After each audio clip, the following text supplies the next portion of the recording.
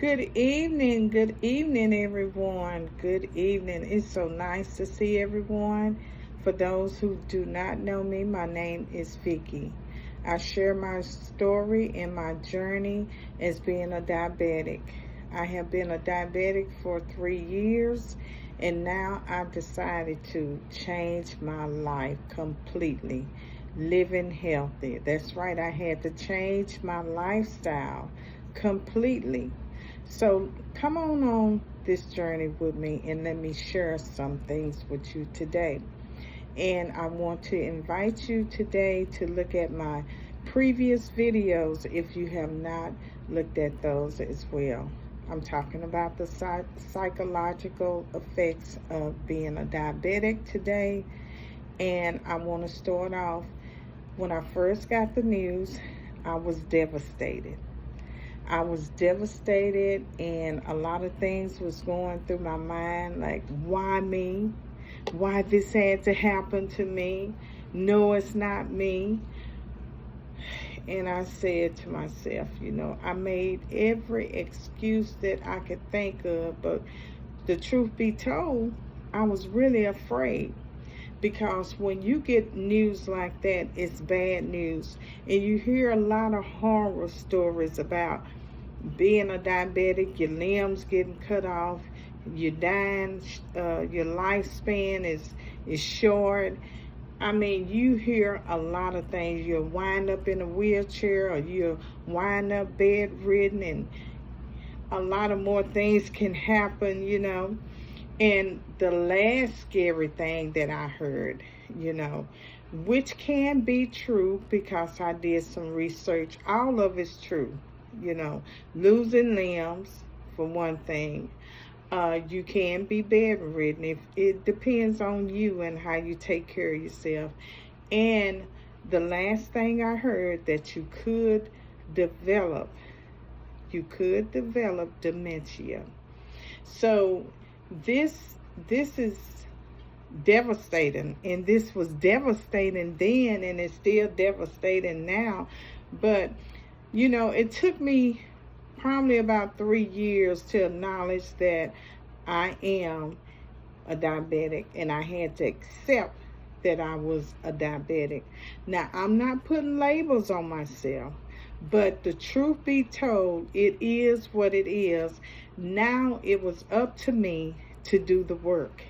So what happened, I'm going to rewind just a little bit, but I'm not going to stay on that subject. My glucose levels had got up to 11 something. And I kept ignoring my doctor, but somehow my levels got down to 9 something. And my doctor called me in. This was a new doctor because I didn't like the other old doctor that stayed on me and pressured me about my A1C levels. So I decided to get rid of that doctor. But it was another doctor that I had got, a new doctor, and it was a different technique that this doctor, different technique that she used. And she caught my attention, and I listened to her that day. We had a serious talk, and I said to myself, now everybody is saying playing the same music, and I'm listening to the same tune when I go to the doctor. So I said to myself, I need to get serious about this, because they have different approaches, different techniques that they use to get your attention to do right, So that particular day, I listened. And when I walked out of her office, I decided to do the right thing. I decided to start doing my research and getting on the right track.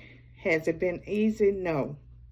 Sometimes I still fall off. Sometimes I come short, but I get back up. The good thing, I get back up and I do it again.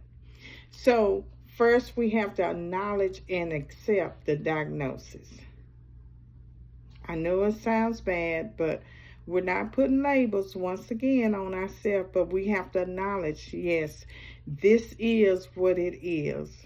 And after we acknowledge it, some people go through sadness, some people get angry. I have heard a lot of stories because I talk about being a diabetic.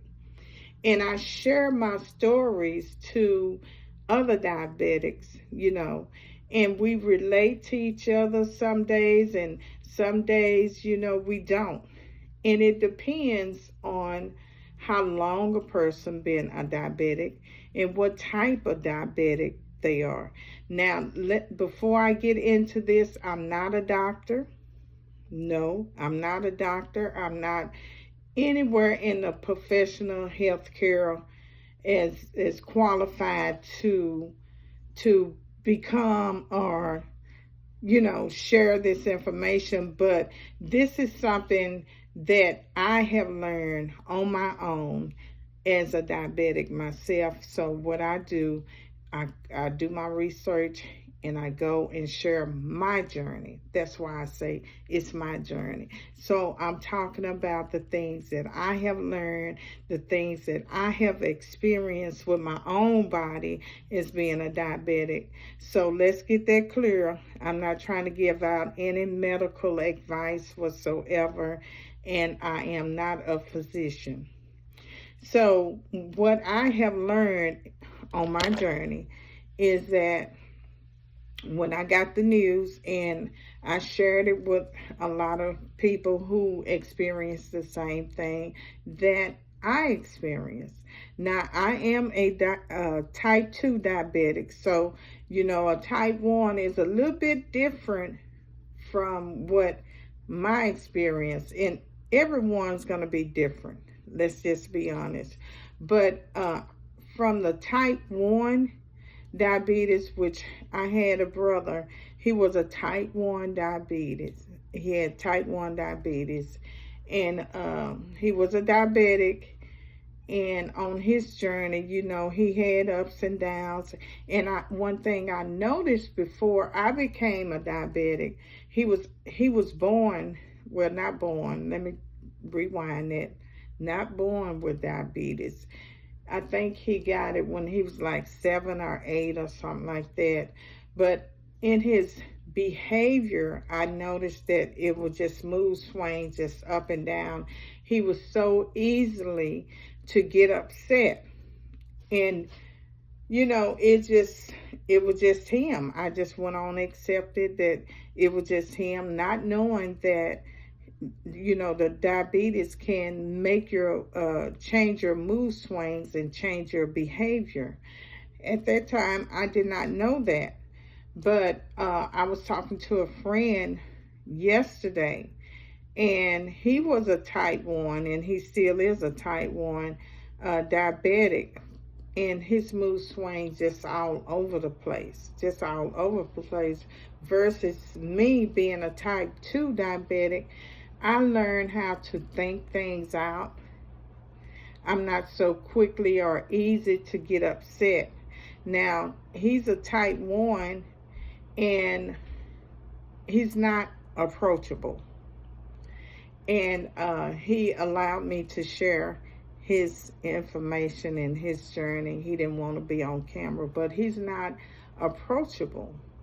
So you have to watch what you say to him and make sure you have examined and analyzed what you need to say to him before you actually say it, because if he receives it the wrong way, then it could be an anger issue.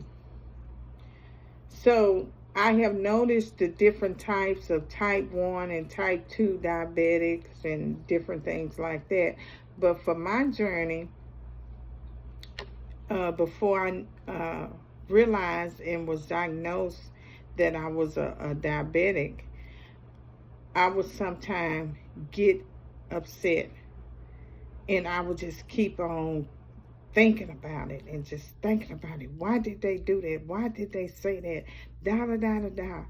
And it took me a while to cool down And it wasn't to a point where I would just tear up things, but it would constantly rehearse and replay in my mind, and I would just get emotional, upset and crying, and just constantly just letting it replay in my mind instead of tearing down them strongholds and rethinking everything and turning those strongholds into positive vibes and stuff. But I didn't realize at the time that I was tearing down my immune system more and more, long as I let it play up here in my mind.